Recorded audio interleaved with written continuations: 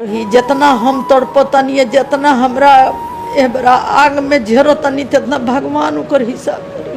व्यक्ति केस को बार बार चार्जशीट करना ये उचित बनता है क्या? उचित बनता है? जबरदस्ती हो रहा है ना हम लोग के साथ। बीजेपी का सरकार है, भारत सरकार में जबरदस्ती कर रहा है सबको साथ। जो खिलाफ बोलेगा बीजेपी का सरकार को उसको चार्जशीट हो या चाहे केस मुकदमा सीबीआई ईडी सबके लगाने का काम करेंगे। नरेंद्र कर्मा वापस लौट कर आता है। दूसरे का दर्द कोई नहीं समझ पाता, लेकिन जब अपने पर बीतती है तब उस दर्द का एहसास होता है। और कल राबड़ी देवी जिस तरीके से पत्रकारों के सामने एक बेबस माँ की तरह नजर आई, उससे मनीष कश्यप के माँ के आंखों में आंसू वाला सीन जो है वो याद आ गया और लगा कि आपको इस बात को बताना बेहद ही ज़्यादा जरूरी है। और आज इसी बात को हम बताने आए हैं कि राबड़ी देवी जो कि बिहार की पूर्व उप मुख्यमंत्री रह चुकी है, लेकिन कल वो एक माँ के अवतार में नजर आई और ठीक उसी तरीके से उनके चेहरे पर भी मायूसी नजर आई जिस तरीके से मनीष कश्यप के माँ के चेहरे पर मायूसी नजर आ रही थी।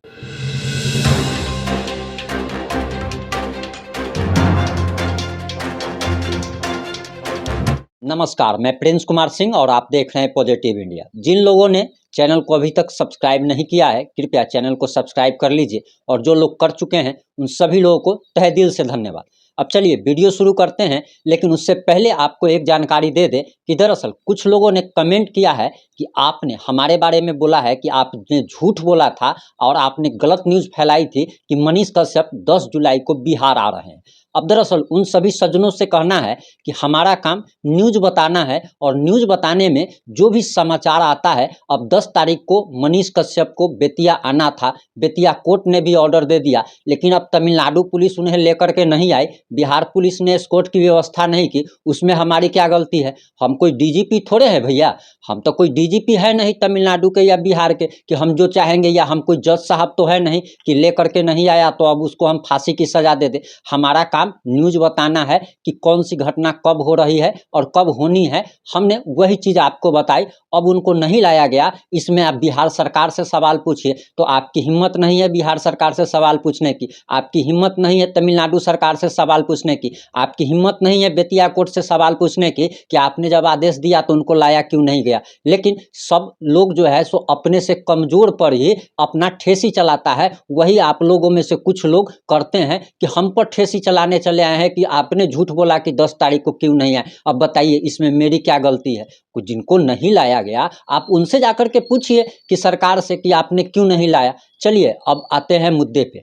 दरअसल आपको बताते चले कि कल राबड़ी देवी विधान परिषद पहुंची थी और इसी दौरान पत्रकारों ने उनसे सवाल किया और सवाल था कि तेजस्वी यादव पर जो चार्जशीट दाखिल की गई है, तेजस्वी यादव को जेल भेजने की तैयारी है, इस पर आपका क्या कहना है? इस पर बिहार की माननीय उप मुख्यमंत्री श्रीमती राबड़ी देवी जी कहती हैं, और वो एक माँ के रोल में नजर आई और वो कहती हैं कि मेरे बेटे को फंसाने की कोशिश की जा रही है, एक ही केस में बार बार चार्जशीट दाखिल की जा रही है और मेरे बेटे को जेल भेजने की बीजेपी साजिश रच रही है। और जब पत्रकारों ने उनसे पूछा कि बीजेपी आपके बेटे के खिलाफ साजिश क्यों रचेगी, इस पर श्रीमती राबड़ी देवी जी कहती हैं कि दरअसल उनका बेटा बीजेपी का खिलाफत करता है, केंद्र सरकार का खिलाफत करता है, और जो भी केंद्र सरकार का खिलाफत करता है उस पर इसी तरीके से कार्रवाई होती है और उसे जेल भेज दिया जाता है, उस पर सीबीआई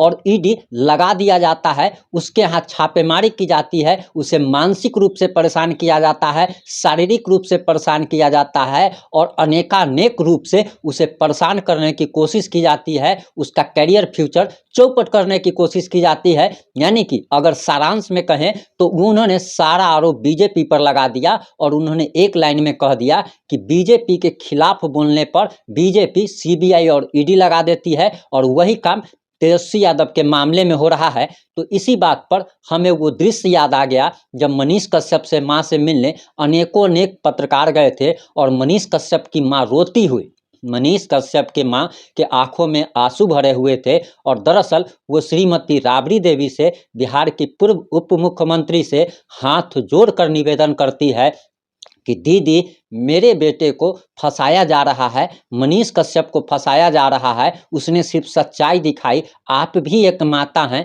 कृपया आप अपने बेटे को समझाएं और कृपया ये जो कार्रवाई हो रही है उसमें आप दखल दीजिए। और मनीष कश्यप की मां हाथ जोड़ करके राबड़ी देवी से ये विनती करती है। उस समय इसका काफ़ी मजाक उड़ाया गया, लेकिन श्रीमती राबड़ी देवी जी हो या कोई भी हो, उनको ये समझना पड़ेगा कि जो दूसरे के बेटे के साथ जब होता है तब आप चुप्पी साध लेते हैं, लेकिन जब आपके बेटे के साथ होता है तब आपको लगता है कि सरकार और सत्ता से सवाल करना इस देश में अपराध है।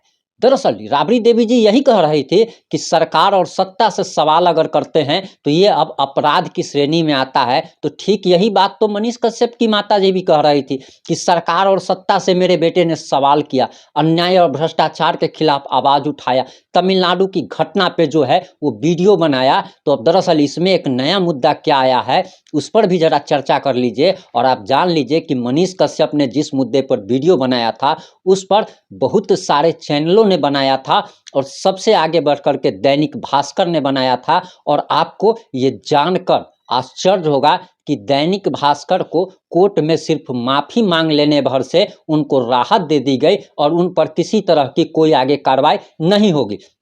यानी कि आप समझ सकते हैं कि जिस मुद्दे पर दूसरे लोगों ने वीडियो बनाया उसमें क्या कार्रवाई हुई, और उसी मुद्दे पर मनीष कश्यप ने उसी रिपोर्ट के आधार पर बाद में वीडियो बनाया तो उस पर क्या कार्रवाई हुई आप सभी लोग देख रहे हैं। मनीष कश्यप की मां इसी तरीके से सवाल कर रही थी और राबड़ी देवी जी से गुहार लगा रही थी कि मेरे बेटे पर एफआईआर किया जा रहा है, मेरे बेटे पर एनएसए लगाया जा रहा है, मेरे बेटे पर एक ही मामले में दर्जनों एफआईआर की जा रही है, झूठी एफआईआर की जा रही है, कृपया आप मदद कीजिए। उस समय लोग हंस रहे थे, आरजेडी सपोर्टर खुश हो रहे थे और सिर्फ इसीलिए खुश हो रहे थे क्योंकि मनीष कश्यप ने तेजस्वी यादव का विरोध कर दिया था, तेजस्वी यादव का नाम लेकर के चैलेंज कर दिया था। और बस यही गलती थी मनीष कश्यप की। जानने वाले लोग तो यहाँ तक कहते हैं कि मनीष कश्यप ने कोई गलती नहीं की, लेकिन मनीष कश्यप ने सिर्फ एक गलती की कि उसने तेजस्वी यादव को चैलेंज कर दिया, इस राज्य के राजकुमार को चैलेंज कर दिया। और यही गलती मनीष कश्यप पर इतनी भारी पड़ गई कि उस पर दर्जनों एफआईआर हो गए, उसे तमिलनाडु भेज दिया गया, उस पर एनएसए लगा दिया गया। और आज मनीष कश्यप बिहार से अपने राज्य से हजारों किलोमीटर दूर दूसरे राज्य के काल कोठरी में बंद है। तो आखिर इसका जिम्मेदार कौन है? और इसका जिम्मेदार तेजस्वी यादव को ठहराया जा रहा है। लेकिन वही तेजस्वी यादव की माताजी जब पत्रकारों से ये कहती हैं कि सरकार और सत्ता से सवाल करना क्या अपराध की श्रेणी में आता है, तो श्रीमती राबड़ी देवी जी को यही बात तब सोचनी चाहिए थी जब मनीष कश्यप की माताजी उनसे गुहार लगा रही थी, प्रार्थना कर रही थी, हाथ जोड़कर निवेदन कर रही थी कि मेरे बेटे को बचाने में आप मदद कीजिए। उस समय कोई आगे नहीं आया, लेकिन जब अपने पे चोट लगी है तब ये बात याद आ रही है। आपको बताते चले कि दैनिक भास्कर ने दरअसल माफ़ी मांग ली और जितने भी तमाम आपने सभी लोगों ने देखा होगा कि तमिलनाडु की घटना को नेशनल चैनल हो या प्रिंट मीडिया हो या कोई भी अखबार हो, सब ने प्रमुखता से दिखाया था और प्रमुखता से इस खबर को चलाया था। लेकिन जिस तरीके से मनीष कश्यप पर कार्रवाई हुई उस तरीके से किसी पर कार्रवाई नहीं हुई और दर्जनों चैनल ने इस खबर को चलाया था। लेकिन आज जेल में सिर्फ और सिर्फ मनीष कश्यप है, बाद बाकी लोगों को किस तरीके से राहत मिल गई ये आप सभी लोग जानते हैं। और इसीलिए कहा जा रहा है कि सभी ने काम किया वही, लेकिन मनीष कश्यप को ये सज़ा सिर्फ और सिर्फ इसलिए मिली क्योंकि उसने तेजस्वी यादव का विरोध कर दिया था। और यही वजह है कि बेतिया कोर्ट के बार बार आदेश के बावजूद, कोर्ट के बार बार कहने के बावजूद भी उसे तमिलनाडु से बिहार नहीं लाया जा रहा है। और लोगों का यहाँ तक कहना है कि दरअसल मुख्यमंत्री नीतीश कुमार और तेजस्वी यादव को डर है कि अगर मनीष कश्यप बिहार आते हैं तो माहौल बदल जाएगा और उनके समर्थक कुछ भी कर सकते हैं। और बस यही सब डर है जिसके कारण मनीष कश्यप को बिहार नहीं लाया जा रहा है। आप किस मुद्दे पर क्या राय है? आप इस मुद्दे पर क्या सोचते हैं? कृपया अपनी अनमोल राय कमेंट बॉक्स में जरूर दें। जुड़े रहे हमारे साथ। जय हिंद, जय भारत, जय जय बिहार।